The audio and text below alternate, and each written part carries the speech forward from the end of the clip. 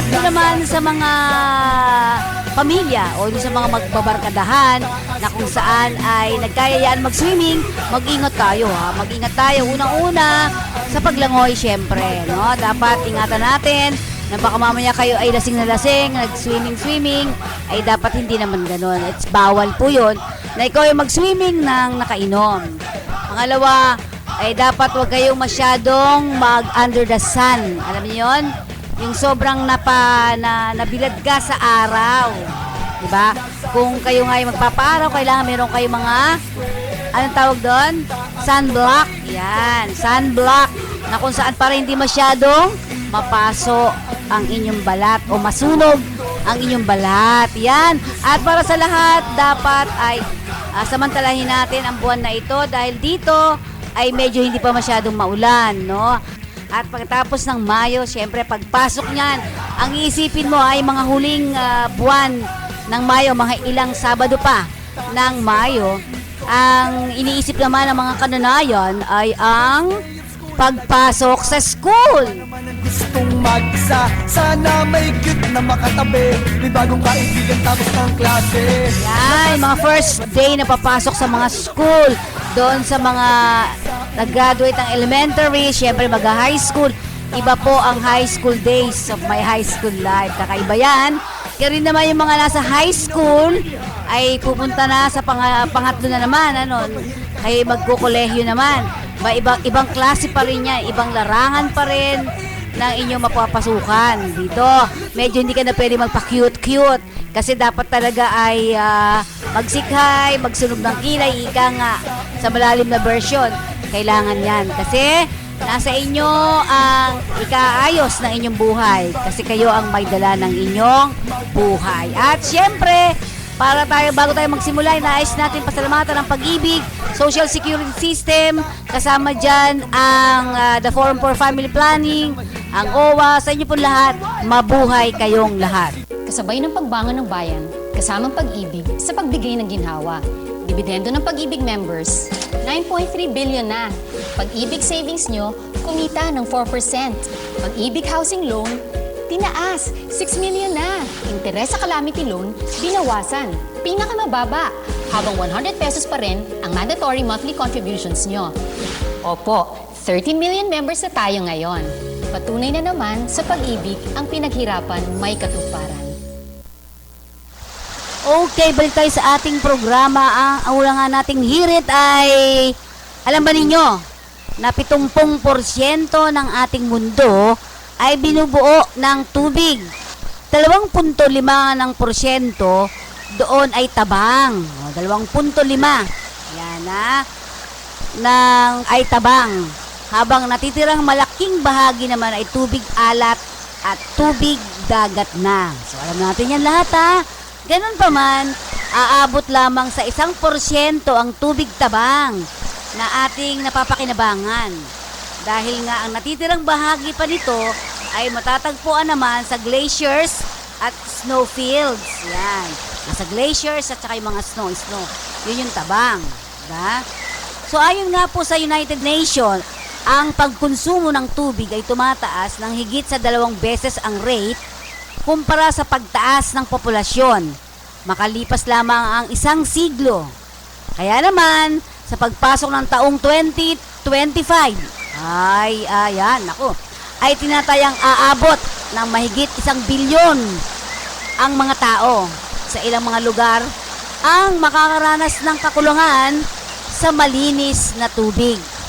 At dahil nga sa kahalagahan ng malinis at tapat na tubig sa buhay ng tao, ang pangangailangan dito ay mas tumitindi sa bawat pagdami ng populasyon taon-taon. Kasama rin pala dito ang reproductive health.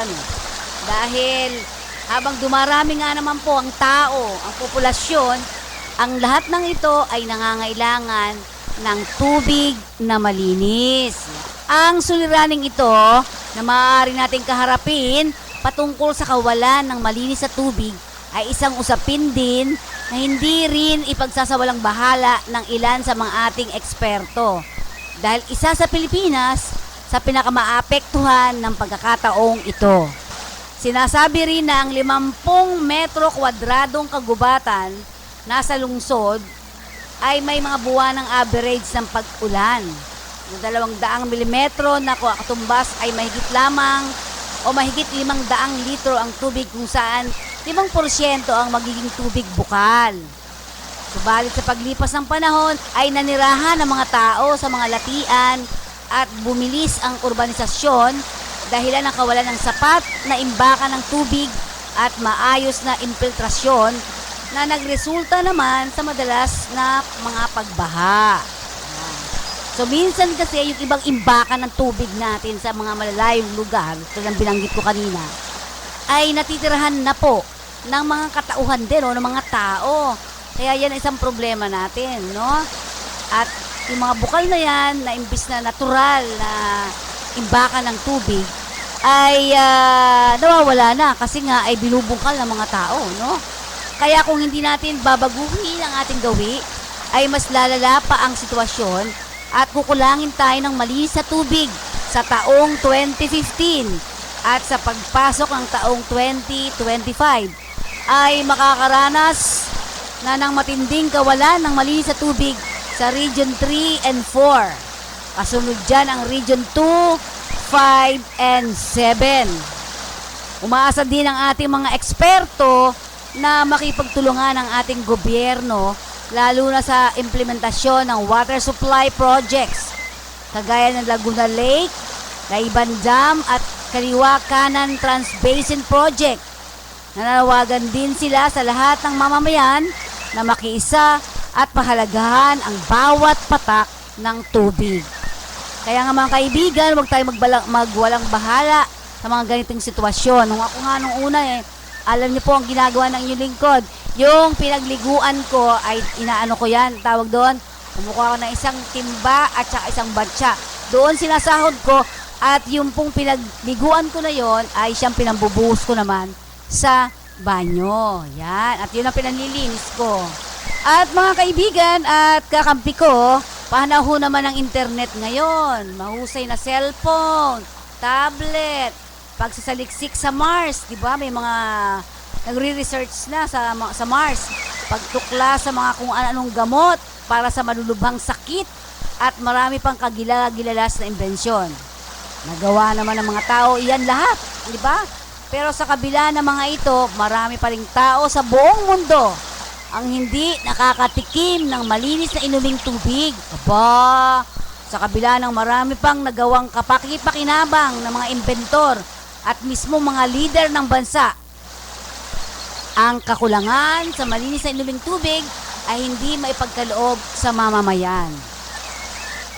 Ay totoo po yan kasi marami pang mga kanayunan ang hanggang sa ngayon ay sa balon pa rin kumukuha ng tubig at sa ulan. Yan. So marami pa rin talaga ang mga lugar-lugar na kung saan ay wala pa rin malinis na tubig. At ayon naman sa United Nations Children's Fund o UNICEF, dahil sa kawalan o kakulangan ng malinis na tubig, maraming bata ang namamatay sa buong mundo. Mga kaibigan, hindi lamang po Pilipinas ang usapin dito, ito ay pang buong mundo. Bukod sa kawalan ng malinis na tubig, problema rin ang sanitasyon o sanitation. Maraming tao hanggang ngayon ay dumudumi pa rin sa kung saan-saan lang. Ayon pa rin sa UNICEF, maraming bata ang namamatay sa India, sa Nigeria, Pakistan, China at Congo dahil sa kawalan ng malinis na inuming tubig at gayon din dahil sa maruming kapaligiran. Kung babantayan natin o babalikan natin dito sa ating bansa, kawawa rin ang mga batang Pinoy sapagkat sila ang unang tinatamaan ng sakit. Siyempre kapag nakainom sila ng maruming tubig, magkakadayariya, cholera at typhoid fever.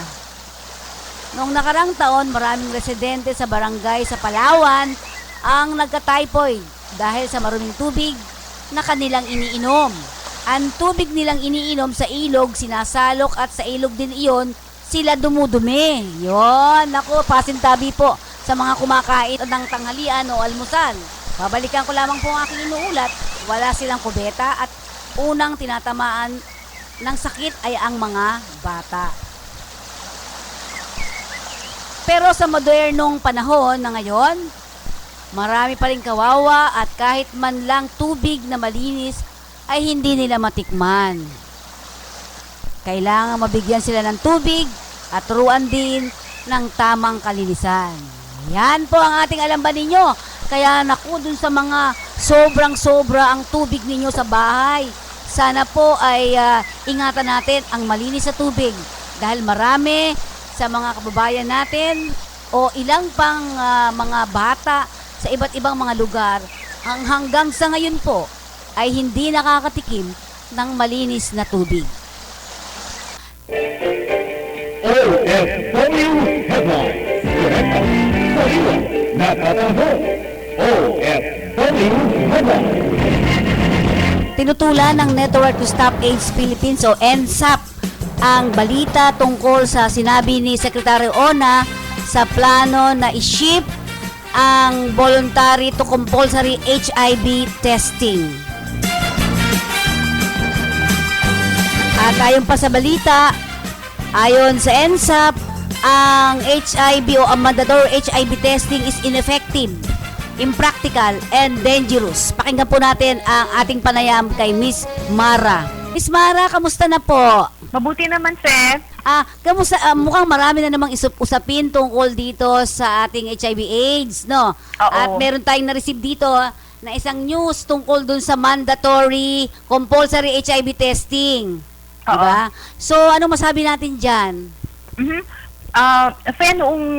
Noong May 5 kasi, lumabas sa isang interview with the Department of Health kay Assistant Secretary Enrique Tayag na mukhang balak na ng DOH ngayon na i-shift ang ating HIV testing from voluntary to compulsory. Okay. Ito ay labag sa batas natin, ang Philippine AIDS Law, na nagsasabing bawal tayo sa Pilipinas mag-conduct ng compulsory testing, at dahil sa pahayag na ito ng DOH, gusto nating magpahayag din sa media ng ating pagtutol sa ganitong plano nila. Okay, so kasi ito mukhang hinahanda nila ito sa sa mga papuntang abroad, di ba?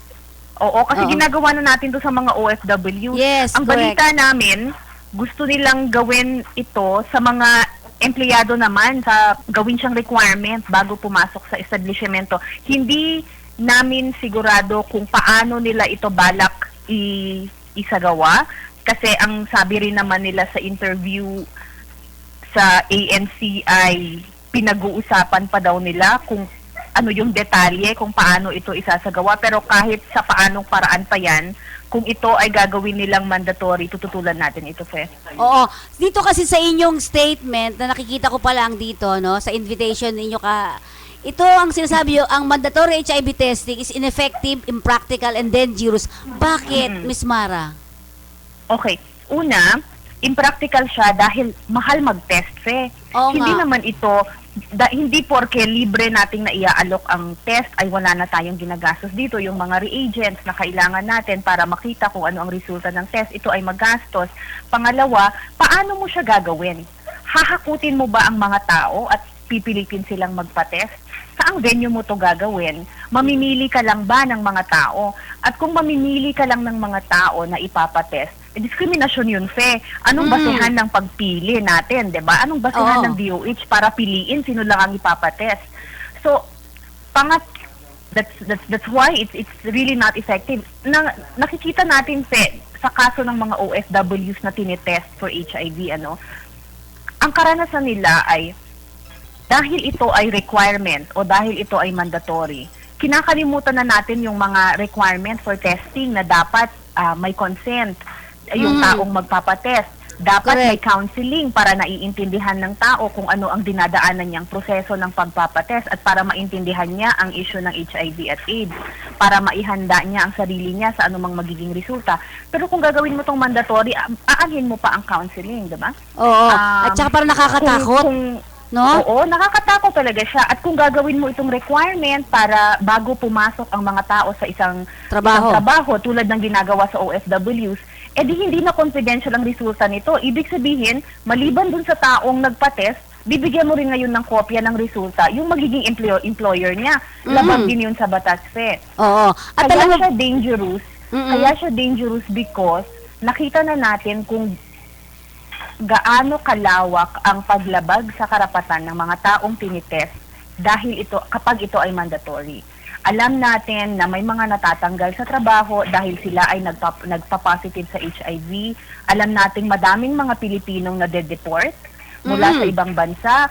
Sila ay kinukulong bago binabalik sa Pilipinas dahil lang sa kanilang HIV status. At sa ngayon, talamak pa rin naman ang diskriminasyon laban sa mga taong may HIV. So paano sisiguruhin ng Department of Health na bukas na ang utak ng lahat ng mga Pilipino sa usapin ng HIV? Tapos isasabak mo ngayon sa mandatory testing ang mga tao. Anong magiging impact niyan, no, sa buhay ng mga tao na itetest mo ng ganyan? Nakita din natin na hindi epektibo ang testing kapag yung taong nagpapatest ay hindi naman handa na magpa-test for HIV. Oo. Kasi ang alam Ialok ko, mo silang magpa-test, hindi sila handa, hindi nila babalikan ang resulta nila. So, gumastos ka sa test, pero hindi naman alam ng tao ang resulta niya dahil ayaw naman niyang balikan. Hindi mo rin siya naturuan paano ito iwasan, no? So, walang nangyari, kamo. walang nangyari. Gumastos lang tayo, tinakot natin ang mga tao, pero hindi naman natin naiwasan ang pagkalat ng HIV. Okay. Naikalat lang natin yung diskriminasyon. Siguro, Miss Mara, doon sa kabuuan na statement mo, pwede bang banggitin natin to sa ating mga kababayan ngayon at lalong-lalo na yung mga nasa OFWs ngayon na nakikinig sa atin dyan sa Hong Kong, dyan sa Saudi Arabia at ngayon meron tayong bago sa Taiwan. Sige po, ma'am. Pwede nga... I'm sorry? Yung ating statement na ayaw natin dito sa... Okay. Okay, ang Network to Stop AIDS Philippines po, kasama ang ibang mga asosasyon at organisasyon ng mga concerned na mga individuals at mga support groups ng mga taong namumuhay na may HIV ay tumututol sa Kasama kami dyan, ng DOH na gawing mandatory ang HIV testing dahil ito'y nakakalabag sa inyong mga karapatan. Hindi ito epektibo para sa gusto nating pigilan na pagdami ng HIV sa Pilipinas. At ito ay magkakalat lamang ng diskriminasyon laban sa mga taong may HIV at laban sa mga taong inaakala nating may HIV. Okay, so meron ba tayong gustong iharap sa kanila dito sa kunyari for example sa ating government o dito sa ating DOH, ano yung pwede nating ihapag sa kanila o eto ang gusto namin? Oo. Actually, isa lang naman ang gusto namin iparating sa DOH. Kung itutuloy nila ang balak nilang mag-conduct ng mandatory HIV testing, sasampahan natin sila ng kaso sa korte dahil ito ay lantarang paglabag sa batas. Yan. At makaka-interview natin mamaya itong mga taga-Department of Health at sana makuha natin at ipaabot natin ito sa kanila. Oo. Sana. Okay. So,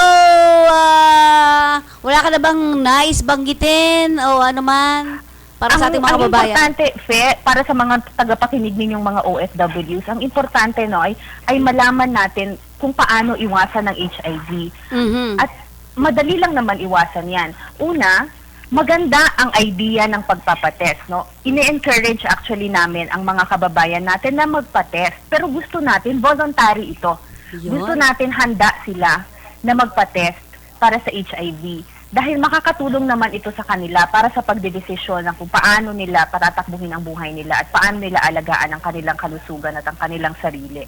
Pangalawa, kung tayo po ay nakikipagtalik, lalo na kung hindi naman sa konteksto ng monogamous na relationship, no? Lalo na alam natin na realidad ito sa buhay ng mga OFWs, mag-condom tayo. Effective naman ang condoms, no, to prevent HIV. At siguro meron pa, sige. So it's really in terms of prevention, we want people to voluntarily go for HIV testing. We want people to use condoms when they engage in sex. Gusto Kasi may- nating matuto ang mga Pilipino tungkol sa HIV at AIDS. At kapag meron tayong mga kababayan, ang ating mga OFWs, lalo na kapag tayo may mga katanungan tungkol sa HIV at AIDS, tawag tayo either sa inyo o sa Achieve para mabigyan natin sila ng tamang impormasyon, no? Okay. Oo, ang numero ninyo pakibanggit nga kasi may nag-text dito, tatanong ko rin sa ito. Pero yung mga numero natin, Miss Mara. Okay, sa Achieve po ay 426-6147. Iyan. So, isa rito kasing tanong sa atin, itong yung pagdidemanda daw, kasi alam natin may batas. So, ibig ba sabihin yung Philippine AIDS Law daw, ay ito yung iharap natin sa DOH para demanda ba? Something like that. Oo, kasi Oo. obvious naman. No? Obviously, it violates the law. Klaro naman sa batas na ipinagbabawal ito. Mhm. Ano kaya na Nakakalungkot lang, na yung mismong Department of Health natin ang lalabag nito. baka naman nagjo-joke. Okay. Kung nag-joke sila, seryoso tayo. Oo nga. Well, anyway, Miss Mara, thank you very much at sana maging successful naman itong mga gagawin natin sa mga susunod na Oo. panahon. Okay? Maraming salamat, Pe, sa pag-cover agad dito sa inyong radio program, ha? Okay. Oo. Thank you very much. Yan po si Miss Mara Quezada Bondat, ang Achieve at co-chair Network to Stop AIDS Philippines. Okay, thank you very much. Thank you. Bye-bye.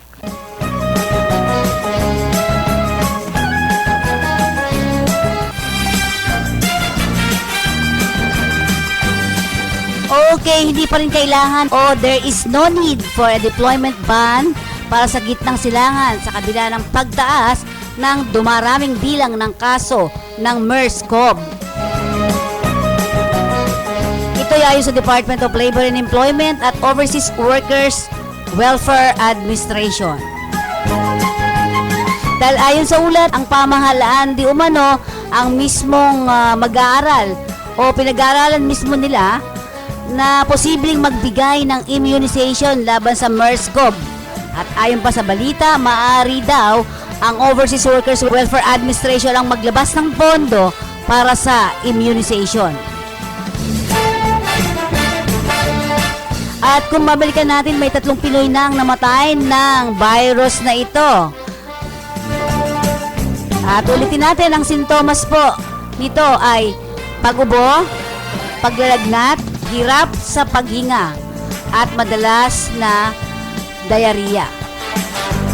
At para sa lahat, lalong-lalo na ang mga OFWs na nagtatrabaho sa mga hospitals, ayon sa ating pamahalaan, mag-ingat tayo sa lahat ng pagkakataon. At mula naman sa Myanmar, ito ang speech po na ating nakuha. Ayon kay Presidente Benigno Aquino III, sa mga leader ng Association of Southeast Asian Nation o ASEAN, ay dapat daw na ang kaligtasan at kagalingan ng mga migrant workers ang priority ng mga leaders ng mga sa naturang ASEAN. Ang speech na ito ay naka-address sa lahat ng representatives ng ASEAN Interparliamentary Assembly o ang AIPA na tinatawag during the sidelines of the 24th ASEAN Summit in Myanmar. Anang Pangulo Aquino, I would like to emphasize the protections of the rights of migrant workers, of women and children, and of other vulnerable sectors in our respective societies. This should be one of the highest priority, for an injustice done to one in an injustice done to all, whether it be from the country of origin or in the country where our migrants happen to be. At ayon pa sa balita, ang AIPA serves as a meaningful venue to develop legislations that may contribute significantly to enhancing the capacity of our respective nations in this regard.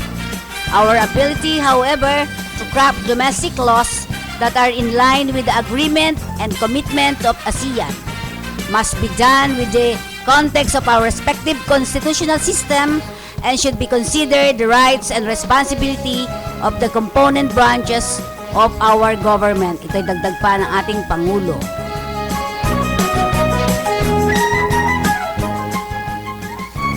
At habang sa ilang balita naman natin, hinikayat ng mga recruitment consultant o ng recruitment consultant ang Department of Health na imbestigahan ang mass production of medical test result ng mga ilang clinics na accredited ng DOH upang tingnan ang pagsasagawa o pagpoproseso ng kanilang physical examinations. Ayon sa ating balita, marami sa mga aplikante ang nagrereklamo hinggil sa abnormal na kondisyon at proseso ng mga ilang klinika tulad ng hazardous X-ray exams, overcrowding, cursory physical exam, at requiring applicants to retake X-ray and cardio exams. Ang isang pinoproblema pa, ang siksikan at napakaraming pasyente na nakapila, lalo-lalo na sa X-ray machine.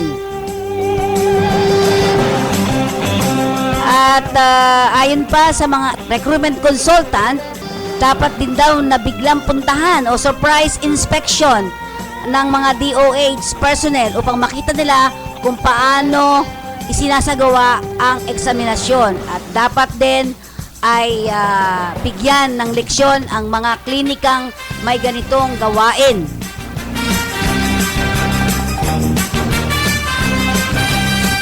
At dahil sa hindi maganda nga ang proseso ng examination, marami sa mga OFWs na na-examine ng mga klinikang ito at marami sa kanila ang madalas na pinabalik sa Pilipinas o na-deport dahil sa unfit sila sa pagtatrabaho.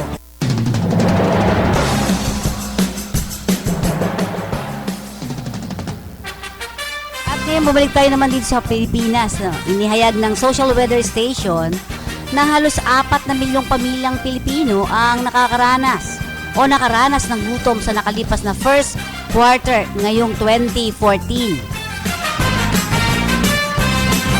Isinagawa ang naturong survey nitong March 27 hanggang 30 sa 1,200 respondents. Pumalo sa 17.8% o katumbas ng 3.9 milyong pamilya ang nakaranas ng gutom o walang makain. 15% o 3.3 milyong pamilya naman ang nasa tinatawag na moderate hunger at 2.8% naman o 615,000 pamilya ang walang makain o nasa kategoryang tinatawag na severe hunger. At syempre ay naman kay Presidential Communication Operation Office o PCOO Secretary Sunny Coloma, patuloy na sinisikap ng administrasyon na maiangat ang katayuan ng mga mahihirap.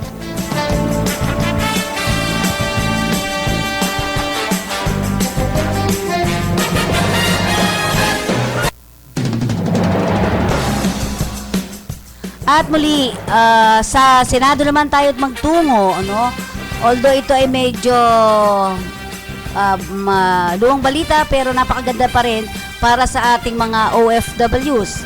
Itinutulak sa Senado na makapag-loan ng isang overseas Philippine workers mula sa Overseas Workers and Welfare Administration para sa gastusin ng pamilya nito sa unang 3 buwan ng kanilang pagtatrabaho sa ibang bansa. O, di ba maganda po yan? Sa Senate Bill number 501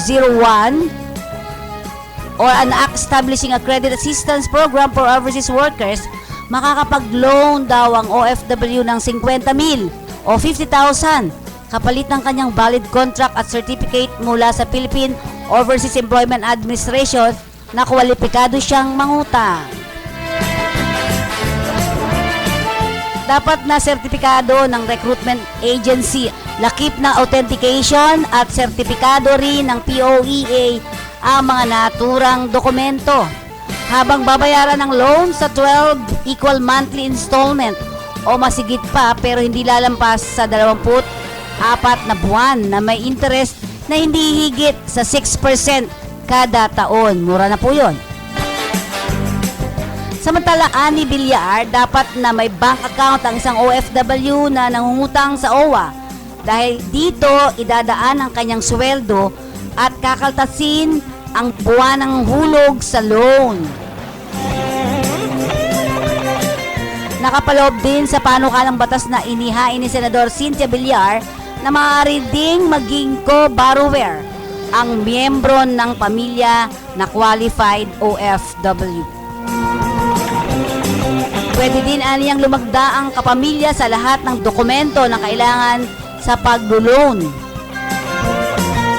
Dagdag pa niya, makatutulong din ang loan sa gastusin ng OFWs sa pag-apply nito ng trabaho sa ibang bansa, sa placement at documentation fee at plane ticket. Naniniwala ang mambabatas na nanatiling modern day heroes ang bansa ng ating mga OFW. Okay, ngayon mga kaibigan, dakuan naman natin itong ating reporter mula sa labas. Walang iba kundi si Miss Vicky Custodio. Ano nga ba mga balita dyan, partner? Hello, kaninang umaga, nakareceive ako sa aking Facebook kung saan ako'y nagbukas. Isang reklamo ang sumbong ni Renato Contawe ng Motos, kasalukuyang nasa Saudi Arabia. Alam mo, partner, kung ano nangyari sa kanya, it's April 21, during working time, nahulog ang aking kababayan. Telescopic ladder kung saan na-fracture ang kanyang left elbow. Oo. So ito yung... Sa left April 22, siya ay inoperahan. Nilagyan ng bakal ng kanyang siko. Nakalabas siya noong April 26. Sabi ng doktor, 3 buwan siyang magbabakasyon. Pero partner, pinapirma siya ng kanyang employer na no early vacation. Ano ibig sabihin nun? Ano? Ibig sabihin, no early vacation, kahit may nararamdaman ka, kahit ikaw ay pilay, hindi ka pwedeng magbakasyon ng maaga. Hindi pwedeng umuwi. Ganon. Hindi pwedeng umuwi. At napag-alaman din natin, itong ating kababayan ay talagang wala na doon at nagugutom na sa partner. Ang kanyang problema, ang hinahin niya sa kanyang programang Kakampi Online, sa iyong programang Migranteng Pilipino, ay matulungan siyang makabalik dito sa Pilipinas. So, ibig sabihin natin, paano yung pagkain ng tao, ma'am? Magpasalamat rin tayo sa ating mga kabayang Pinoy na nagbibigay sa kanya ng pagkain. Minsan talaga nagugutom. Siyempre, kakulangan din dyan. Alam naman natin, ating mga kababayan nagsarili-sariling sigap din para sa kanilang pamilya. Pero hanggang kailan? Hanggang kailan siya bibigyan ng ganong senaryo, pagbibigay ng pagkain? Alam mo naman ng Pilipino, matulungin. Okay. Saan ba yan sa Saudi Arabia? Meron pala tayong grupo dyan sa Saudi. Oho. Yon, pwede natin sigurong i-refer siya, ibibigay natin yung telepono niya. Yung telepono niya para mapuntahan o matawagan siya nung sampilak na alala natin. Yung sampilak nandyan sa Saudi Arabia. Okay. So, gusto niya makabalik ng Pilipinas. Ano, Ma'am Vicky? Gusto niya makabalik dito ng Pilipinas. The problem is, wala siyang pera at hindi niya alam kung saan siya pupunta. At according sa kanya kanina, bago tayo magkausap ngayon, malayo daw ang city, parang nasa probinsya, kumbaga sa Saudi Arabia, nasa isang desierto siya.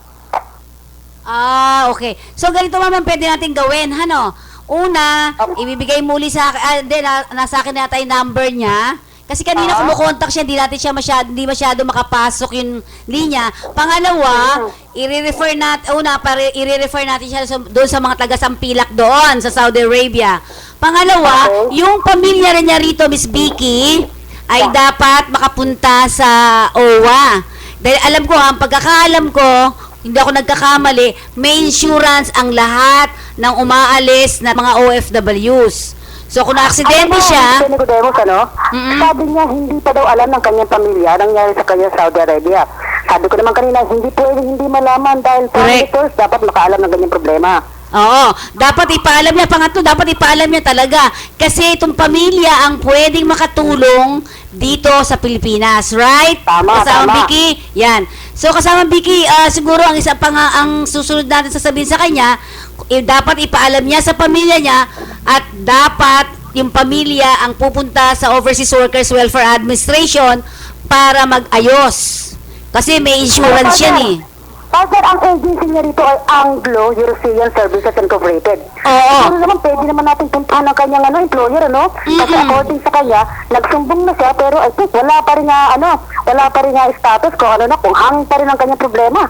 Sige, hanapin natin yan. Nasa Makati lang yan, partner. Okay, so tatawagan natin yung Anglo mamaya. Ibigay mo yung buong pangalan niya at tatawagan natin para naman maipaalam sa kanila yung nangyayari talaga. Ano? Yes, partner, kasi nakakaawa naman natin kababayan na taga-Angono pa rin siya, kababayan ni partner Melmira. Na talaga na hanggang niya, nagugutom daw siya. Yung pagtawag niya sa ating partner, talaga, ewan ko kung saan siya kumuha ng load. Pero saan naman ay magawa natin ng paraan para naman makabalik siya ng safe dito sa bayan natin sa Pilipinas. Yan. So, may mga iba ka pang sasabihin, partner?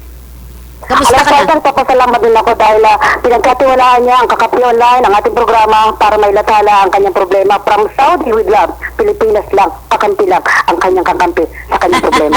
Okay, madali lang yan, solusyonan, partner. Basta't alam mo lang ang iyong karapatan. Like, for example, ikaw ay naka-insurance, isa yan. Ikaw ay may partner na OWA, nasa gobyerno yon at may partner ka pa nakakampi, di ba? Wala nang problema. Tama ka dyan, partner. Kaya naman isang karangalan natin na from Saudi na binigyan tayo ng pagkakataon at nagtiwala sa ating kakayahan bilang media men.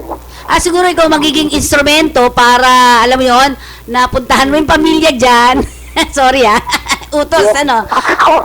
Partner, no choice ako kundi puntahan natin yan kasi sinubukan na natin, tinulungan na natin, to the end, tulungan na rin natin, partner. Yan na po ang trabaho ng kakampi, yung talaga magpunta sa mga bahay-bayan, no? Kakampi talaga. Oo. So, partner, may mga message ka ba sa ating mga kababayan, lalo-lalo na sa mga nag-abroad? Alam mo naman po sa ating mga nag-abroad, tulad po kayo sabi ko, panahon lagi kayo manalangin, alamin niyo mismo kung hindi man pinapasukan, ang employer niyo ba ay active, yung mga pinapasukan niyo ba ay talaga naka-post sa POE. Kasi baka biglang tulad na lang ngayon, kahit sabihin mong legal, naging illegal, pag ang employer mo ay talagang minsan may masamang ugali, partner, pasaysa na, no? Pero talagang pangit na pag-ugali, natatapat at minamalas, kawawa naman ating kababayan, mga nasa ibang bansa. Okay. Siguro from time to time, partner, mag-report ka rin sa atin, ha? Alam mo, partner, bukod pa dyan, partner, nandito ako ngayon kay Miss Evelyn Maheda, partner. Isang magandang issue to, partner. Dahil sa partner, barangay ng San Luis, Antipolo City, partner. Magandang issue to. Tupalo na lang to, bibigyan muna kita ng hangin para sa susunod, live mo siya makausap dyan sa iyong programa. Oo, at gusto natin yan dahil gusto natin makabalita pa ng iba't ibang mga issue sa iba't ibang mga lugar. Partner, mainit ito, partner, pero kakaiba. Kakaiba, partner. May politika nga, kinalaman to ng politika, partner. Yan, sige. Okay, wala na ba tayong mga balita pa dyan, partner, bago tayo magtapos? Alam mo, partner, kamakailan, partner, dyan sa Panay Rizal. Alam ko naman, napanood na to sa magpapasalamat niya ako, partner, dahil nabigyan din ng pagkakataong, partner, mismo ang inyong lingkod, partner. Kung matatanda niyo ang Tanay Massacre, ako po, ang inyong lingkod, nakakuha ng report dyan, at napadala natin sa ating program, partner. Okay, and congratulations for that. Sige, maraming salamat pa rin sa'yo. Siguro sa mga susunod na panahon ay magbabalita ka pa rin. Maganda nga yung makuha natin lahat ang pulso ng mga OFWs. Okay, maraming salamat sa iyong programa sa pagkakataon mo na binigay sa akin at sana ako'y nananalangin na matulungan natin ating kababayan dyan si Renato sa Saudi Arabia. Okay, thank you very much. Thank you so much and God bless you, partner.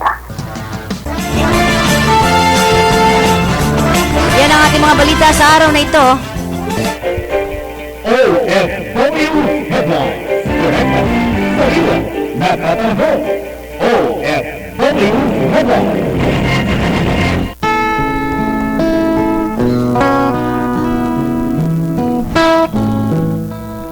Okay, balik tayo sa ating programa at ngayon nasa Chikahang Buhay na po tayo.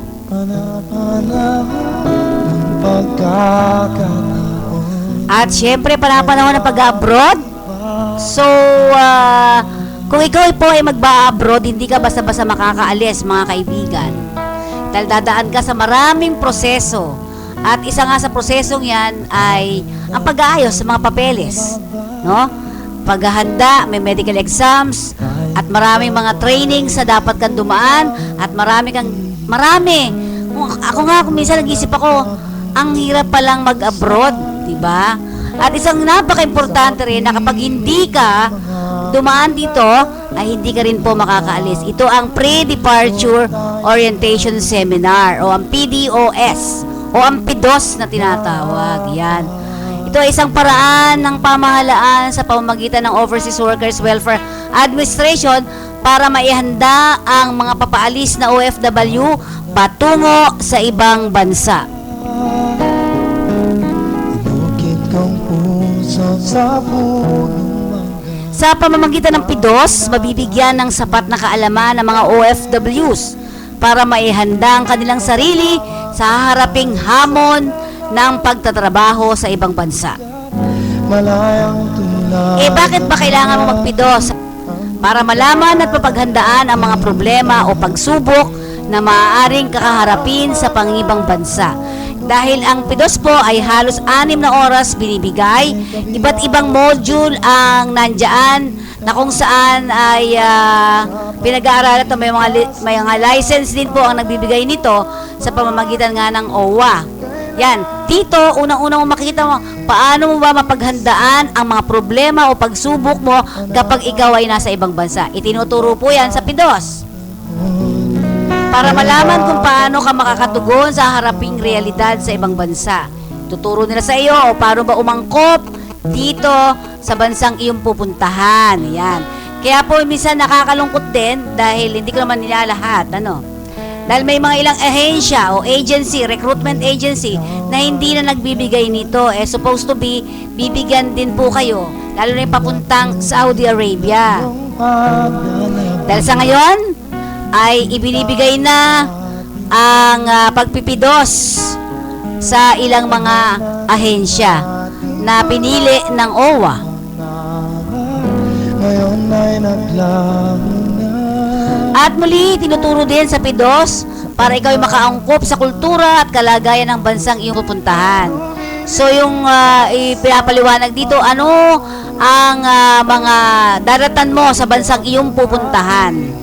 At mamaya tingnan natin kung may didiscuss natin itong sa Taiwan. Dahil medyo sabi nga nung kausap natin kanina, medyo bumaba ang mga nagtatrabaho o kumonte ang nagtatrabaho sa Taiwan dahil na rin sa taas siguro ng placement fee.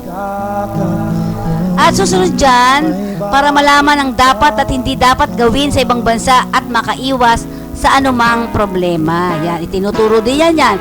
Ano yung mga do's and don'ts sa bansang iyong pupuntahan. Para syempre, hindi ka na magkaroon ng problema. Halimbawa, kung ikaw ay nasa Saudi Arabia, syempre, kung ikaw ay Katoliko na nagpunta doon, hindi po pwede dahil Islam lamang ang dapat nandoon. Yan ang sinasabi natin. Kaya hindi pwedeng magdala ng kung ano-anong mga yung mga estampita, mga rosaryo, pinagbabawal po yan sa bansang Saudi Arabia o in particular, Middle East. At syempre dito ang responsibilidad at karapatan mo bilang isang OFWs ay dapat nandyan din. Nalalaman mo ano ba yung mga rights mo sa bansang iyon. Yan. At syempre dyan, tinuturo din, mapaghandal mo ang kapakanan ng pamilyang maiiwanan. Yan. Yan, dapat yan. At yung mga serbisyo ng ahensya na makatutulong sa iyo, tulad halimbawa ng Overseas Workers Welfare Administration. Ano ba ang pwedeng itulong nila sa inyo just in case na magkaroon kayo ng iba't ibang mga problema sa bansang inyong pupuntahan. Natatandaan mo ba ba? Ayan. At syempre, yung mga do's and don'ts. Tingnan natin kung ano ba yung mga do's at don'ts sa bansang inyong pupuntahan. Oo, ito, mga ilang mga paalala sa inyo. Una, kailangan daw ay pag-aralan ang lengguwahe ng bansang iyong pupuntahan. Ayan. Ako, lagi ko sinasabi, dapat respetuhin ang kultura, tradisyon, at mga practices ng host countries o yung bansang iyong pupuntahan. Dapat yung kanilang kultura, yung kanilang tradisyon, at lahat ng mga gawin nila doon sa bansang yun ay dapat mong respetuhin dahil hindi ka taga ron. At isa pa rin, dapat ay yung work contract mo kailangan masunod Kaya ako, lagi ko po binabanggit sa inyo na dapat tayo po ay magbabasa 10 beses basahin ang kontrata, intindihin ang kontrata. Kung hindi maintindihan, pwede tayong magtanong dun sa inyong ahensyang pinag-applyan. Ang gunita ng ating kahapon. At yung mga batas, mga rules and regulations doon sa bansang iyong pupuntahan, dapat susundin mo. Napakarami po na mga medyo mahirap. Halimbawa, dito sa Singapore at sa Taiwan, respetado dyan yung pong pagtawid sa mga karsada. Kailangan tumawid sa tamang tawiran. Yan. Sabi dito, try not to be discouraged by the lack of personal warmth in Taiwanese culture. Yan, iba-iba kasi ang kultura nila, kaya kailangan tayo susunod. Doon mahirap yung basta-basta na lang tayo. Dito sa Pilipinas, kung sino yung mga turista, siya, nako, yan mga galing. O kaya yung mga basta foreigner, medyo mabait tayo, di ba? Pero sa ibang bansa po, hindi ganun ang nangyayari. Tayo po ay mapipilitang sumunod sa mga batas nila. Halimbawa, sa Singapore, yan. Sa Japan, bawal ang chewing gum. Yan. Diba yan? Ituturo din sa inyo yan sa PIDOS. Halimbawa ko ay nagtuturo po ng PIDOS Japan. So napakarami na mga iba't ibang mga batas dyan na hindi talaga pwedeng mangyari. Ang panahon, kabiyak ng ating At doon din sa lahat ng mga bansa, bawal magbenta ng droga, kahit anong mga substances, basta alam nyo na ito ay masama para sa kalusugan, o mga chemicals na illegal sa mga bansa na yon, ay wag po tayo magdala. No? Napakahirap mahuli dyan. Kung matatandaan natin sa China, napakarami ang mga nililethal injection. So, napakarami yan. Kung titingnan natin maigi, ha? At isa pa, ito yung pinakalagi namin pinapaalala sa inyo. Huwag tatanggap ng kahit anong hand carry packages from anyone na hindi mo kakilala o hindi mo natingnan yung, kung kakilala mo man, dapat nalaman mo kung ano yun. Pero kung sinasuggest ko, huwag na muna kayong pumatol dun sa pakidala system. Yan. At mahirap yan, na baka mamaya nandun ka na sa ibang bansa, dun pa mahuli sa'yo. bakit kailangan At dapat ay huwag tayong gumawa ng mga aktibidad katulad ng pagsusugal. Pag inom ng alak, paggawa ng alak, hindi yan pwede, lalong-lalo na sa Middle East. Eto, baka naman kayo may mga laptops, no? At nanghiram ang inyong kaibigan. Huwag niyo pong ipahiram, no? Mahirap na baka mamaya kung ano-ano yung mailagay dyan. Yan. At paalala ko din dun sa mga workers. Ito, practice na practice ito sa Hong Kong, na kung saan isinasanla ang kanilang passport. Iwasan natin mangutang sa ibang bansa o isanla ang passport kasi mahirap po yan. Naku, kayo ay napupunta at natatrap dun sa pagkakautang ninyo. Halos hindi na kayo makauwi dahil puro utang. Masarap ang utang, mahirap magbayad. panahon ng At umiiwas sa mga scam, ha? Wag maniwala kaagad-agad sa mga ino-offer sa inyo na bigla kayong yayaman. Parang nanalo kayo sa sugal. Naku, wag nyo yung mga electronic lottery, email offering to transfer huge amount of money to your bank account. Naku, madami po yan. Maraming yan. Wag tayong maniniwala sa mga ganitong klase. Yan, ha? Paalala sa inyo yan namin. At siyempre, kakibat dyan ang OWA, no? Dahil itong binabasa natin na ito ay mga paalala sa atin ng Overseas Workers Welfare Administration. may sagalang At siyempre, dakuan natin, paano nga bang mabuhay sa Taiwan? Ayan, yung mga pupunta ng Taiwan, ha? Tandaan natin, ang placement fee dapat 2 buwan na sweldo lamang. At paglalagpas dyan, illegal na. ay kabiyak ng ating Dito kung tayo ay maninirahan sa Taiwan, sabi. Ito, paulit-ulit din natin to. Respect Taiwanese tradition. custom, practices, and strictly observes ng mga batas nila doon sa bansang iyon. At syempre, ang Taiwanese, may kultura pa rin yan ng pagiging Chinese, di ba, Ami? So, marami mga kultura nila na baka medyo kakaiba sa ating kultura. Aba hayaan po natin sila at wag nating sabihan na kung ano-ano. At yung pagtuturo, pointing with your finger, ay hindi ka iga-igaya sa kanila. Yung tuturo mong gaya, ikaw, yung nakaturo kang ganyan sa kamay mo, ay parang hindi sa kanila acceptable yon. Pwede daw, yung palm mo ay naka-down, yun pagtuturo, parang ganon, yung lahat ng daliri mo nakaturo sa kanya pero nakababa. Sa Japan naman, pagturo mo nakaharap namang ganyan. Yan. Wag daw, never touch the hand of another person's child. Huwag tayong hawak tayo kasi pag nanggigigil tayo sa isang bata, pinanggigigilan talaga natin ng ganon. Kasabi rito, never touch the hand of another person's child, as they believe that this is may damage the child. Yan. So, naniniwala sila na pag hinawakan mo yung bata ba, ay ba'y nagkakaroon ng damage daw yung bata.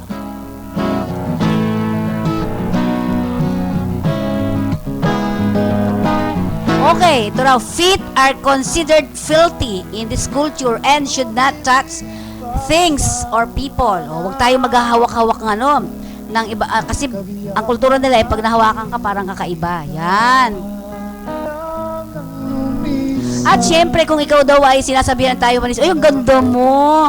Ay, ang bait mo. Medyo sasabihin mo, ay, tatawa ka lang kasi baka mamaya ayaw nila yung masyado parang nayayabangan sila sa pagkaganon. Sabi rito, if a Taiwanese person gives you a compliment, it is polite to deny and graciously. Modesty is highly valued in Taiwan. To learn a few words of Chinese. Ayan, mag-aaral tayo. This shows an interest in your host country, host language and culture. It is also very good icebreaker. So kung ikaw ay, ako nararamdaman ko rin yun pag sila ay nagpilipino sa ibang bansa, may ibang dating yon sa atin. Kahit na hindi mo maintindihan ang sinasabi nila, minsan may magandang araw sa inyo lahat. Parang kakaiba yung feeling mo, yan. Ito, kapag ka nasa Taiwan ka, yan, di ba? So, yung sinasabi natin, dapat matutunan din natin. Ano ba yung mga rules and regulations? Ano yung kaukulang pag pumunta ka sa isang bansa na yon, dapat alam mo. Kaya kung ako sa inyo, magbasa. Ano pa? Pwedeng magbasa, pwedeng, anong tawag dito? Mag-google kayo, tingnan niyo kung ano ba yung mga pupuntahan yung lugar, ano ba mga bawal at hindi pwedeng gawin. Yan. Puntahan naman natin ito sa Singapore. Ay, paalala ko pa rin po sa inyo mga kaibigan at kakampi ko. Sa ibang mga bansa ay bawal ang malate. Yan, bawal ang malate. Be punctual for your appointment also. Lalong-lalo na sa mga baguhan sa inyo, kailangan, ay sa Japan kaya, 15 minutes bago ka mag-work, nandun ka na dapat. So, hindi pwedeng malate sa ibang bansa. At sa ibang mga bansa, tulad ng Singapore, may mga driving tips ako sa inyo. Yan daw, ito sinasabi nito don't run red lights. Yan, huwag kang tatakbo na ang kulay ng iyong ilaw ay red. Don't drink and drive. Kahit naman dito sa Pilipinas, kaya lang matigas ang ulo natin lahat. Don't drive like you're on the road. Yan, nako. Bawal doon. Nako, maraming bawal talaga doon sa Singapore. Napakahirap mabuhay dyan sa Singapore. Pero alam nyo, ang pagiging mahigpit at masela na isang lugar, napakalinis naman pagkatapos. At kapag talagang mabubuhay, hindi lang tayo sanay kasi minsan nung medyo sobrang higpit. Dahil hindi ganoon tayo dito sa Pilipinas. Lahat nga tayo ay, alam niyo mga kaibigan, lahat tayo ay may mga, anong tawag doon, palusot, di ba? Never try to fit more people in the car than you have seatbelt for them to use. Yan, wag masyadong maraming punong-puno ang iyong sasakyan. Always wear your seatbelt. Yan, seatbelt ang kailangan ninyo. and make sure all passengers buckle up too. So, ibig sabihin, hindi lang ikaw driver at saka hindi lang sa harapan ang kailangan naka-seatbelt. Pati siguro yung likuran mo, yung mga nakasakay sa likod mo, kailangan naka-seatbelt. Yan. Napakahigpit nila ako nung naranasan ko yan.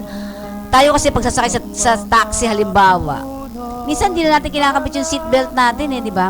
At minsan, sabihin mo lang, tsaka na lang muna pag may pulis na. Yan, sa Pilipinas po yan. It's only in the Philippines. Ayan, dito kasi sinasabi, always wear your seatbelt. Hindi lamang po sa Singapore yan, sa Taiwan din, sa Japan din, sa ilang mga bansa pa din. Gusto talaga nila, kailangan talaga ang kaligtasan ang dapat siguraduhin. Yan. May babalik ba kahapon?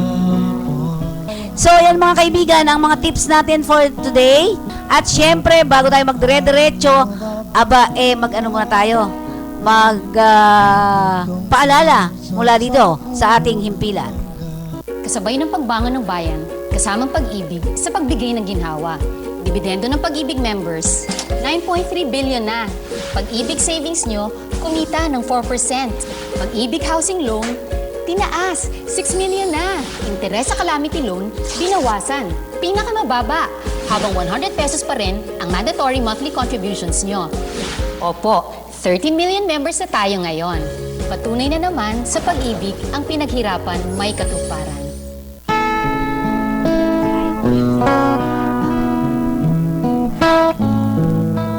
Naku, sobra naman tayo sa oras at muli isang oras na naman lumipas. Lagi nating tatandaan ang lahat ng problemang kinakaharap may kasagutan. Dito lamang yan sa ating programang Babaeng Migrante May Kakampi Ka.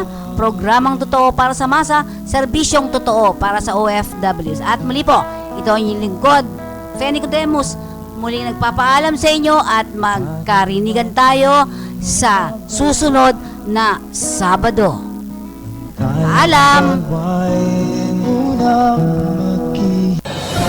At muli, isang oras na naman ang lumipas. Lagi nating tatandaan ang lahat ng problemang kinakaharap. May kasagutan dito lang sa ating programa, Babaeng Migrante May Kakampi Ka. Programang totoo para sa masa, serbisyong totoo para sa OFWs. Muli, ito ang